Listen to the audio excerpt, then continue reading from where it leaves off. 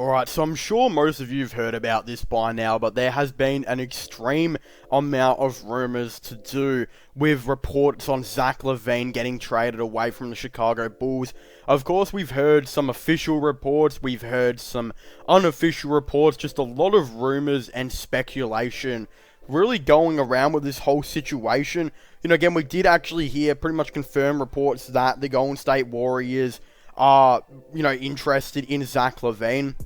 The same people who kind of wrote those articles in, Fadeaway World and all of them have pretty much come out and said the exact same thing again, except this time it is now currently being reported that the Los Angeles Lakers could show a somewhat interest in potentially going ahead and trading for Zach Lavine and getting him to the team. It was actually proposed that Zach Lavine could get traded for the Los Angeles Lakers, and the Chicago Bulls would return KCP, Kyle Kuzma, Talon Horton-Tucker, Alex Caruso, and a 2027 first round pick. What's going on, everyone, and welcome back to the channel. Today I've got some more NBA news to talk about with you guys. When it does come to this mega trade that could actually be, kind of sent out to get Zach Lavine to the team, I do think it is actually pretty interesting. I mean, if you're a Chicago Bulls fan, you got to almost think about this, because out of all the rumored trades we've kind of heard about Zach Lavine, very recently,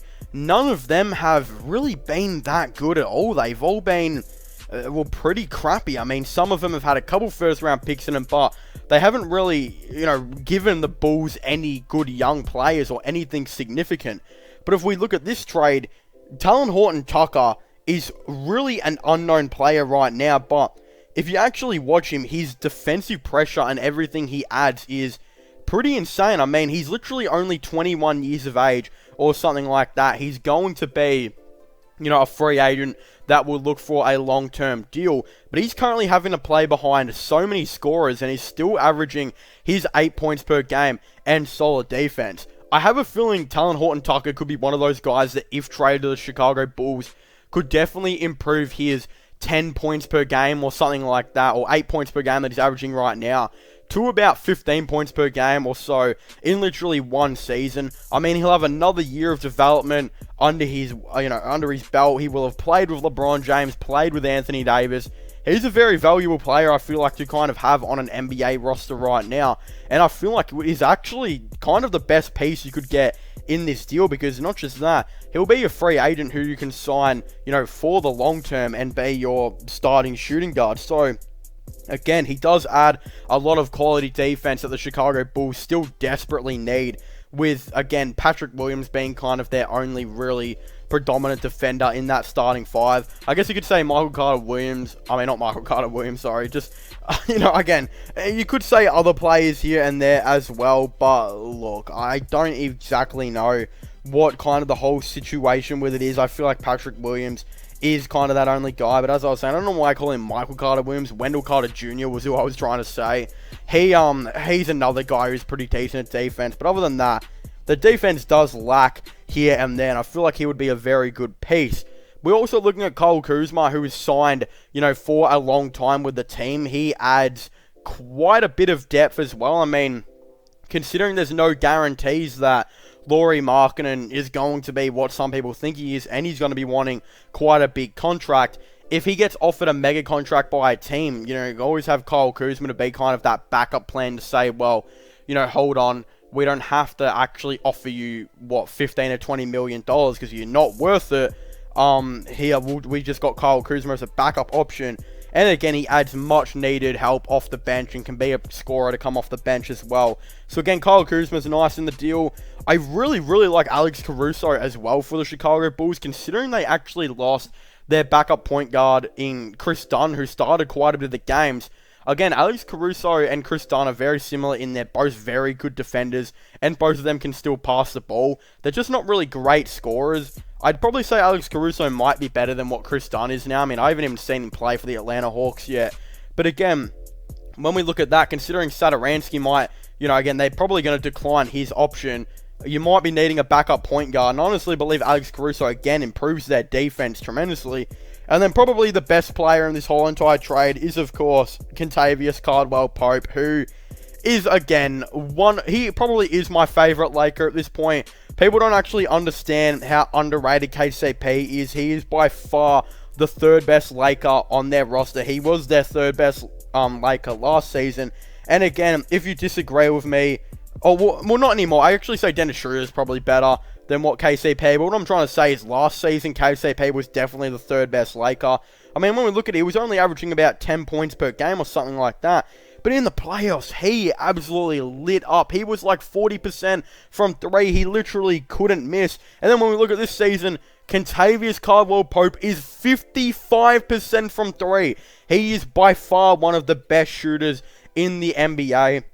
In 23 minutes per night, he still averages decent defense while also putting up 10.7 points per game. KCP is just so underrated. I can't even really describe how underrated he is for this team. I mean, again, he's probably not their third best player anymore because Dennis Schroeder's kind of taken that. But he's definitely up there still.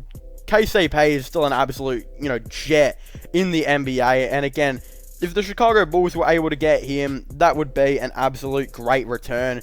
Considering Zach Lavine has about a year left on this contract after this season and reportedly wants the max, and a lot of teams are going to offer him the max, and he'll probably, consider leaving considering how bad the Chicago Bulls have been for so long. This is a great trade for them. I mean, you get KCP, who's one of the best shooters in the league, one of the best role players in my opinion in the league. You get him to add to the team. You can sign him, long term as well. You bring in Alex Caruso to immediately become that backup point guard and bring much needed defense. Talon Horton-Tucker as well, who now that I think about it, might actually come off the bench because KCP would probably actually start at that shooting guard position. But again, Talon Horton-Tucker adds much needed defense off that bench. Again, another shooting guard / small forward, aka a wing, to add to the team. You bring in as well Kyle Kuzma, who immediately comes off the bench, kind of be that six man, brings in some real nice scoring, as well. And then when we look at it, again, you get another first round pick. That's just a really nice deal because, again, this is probably the most you could even get out of Zach Lavine. I mean, look, I'm not a fan of Kyle Kuzma that much, and I know, some of these players might be made out to look good by LeBron. Again, Caruso, this is the ultimate role player for LeBron, really. But again, I could see Kuzma's points going up to about 15 per game on the Bulls as well. I could see Talon Horton-Tucker's going to about 15 points per game. KCP would probably stagnate. I can't see him really going up too much. I mean, he's really just a role player, catch and shoot type of guy. Caruso adds the much needed defense as well. And you get a pick. And again, you save, again, 20 million off that Zach Lavine contract and bring back KCP, etc. in the offseason. Really good trade for the Chicago Bulls, in my opinion. And then again, they can go reload in the draft. Kobe White seems to be a pretty decent player for them. They could go out and maybe, who knows what they would do in the draft. They could literally go out, maybe Jalen Green, if they were able to get him, would be pretty cool for the team as well. Even Evan Mobley would be pretty cool, to play at that power forward position. It'd just be a very nice situation. While for the Lakers, I kind of like this as well, but not really in a sense, as you lose a lot of defense. I mean, Talon Horton-Tucker and again, Alex Caruso are both very good defenders. And again, KCP is a great catch and shoot player. Well, I don't really think the Lakers need Zach Lavine. The reason I'm saying this is because they've already got Dennis Schroeder. I mean, Dennis Schroeder was that guy they wanted to bring in as their third scorer who didn't need a lot of the ball. Zach Lavine definitely needs the ball much more than what, against Schroeder does. Again, I don't know. I think that you've already got your team in place. The real thing that you needed to kind of get, the Lakers need to get after the finals was a third scorer. And they literally got that in Dennis Schroeder. I mean, you don't really need to trade trade for Zach Lavine if you've already got that third scorer.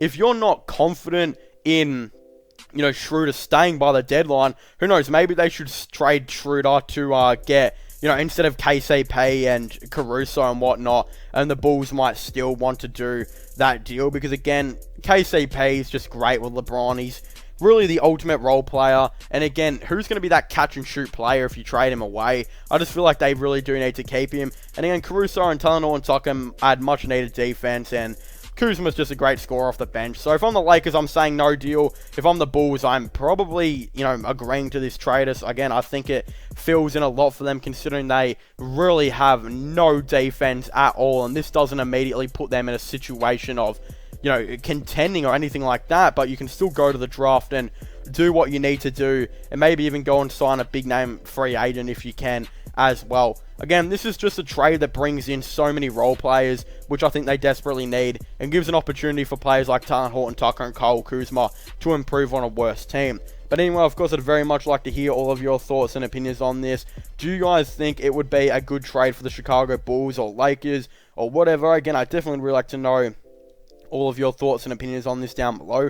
But of course, don't forget to subscribe, to my gaming channel for all the latest gaming content and news. Don't forget to subscribe to my IRL/long channels, which links for them will be in the description down below. And don't forget to check out my podcast as well if you haven't already. Links for all of these will be in the description down below. But as I was saying, thank you guys so much for watching this video. Make sure to leave a like, subscribe, and comment, and I'll see you guys next time. Goodbye.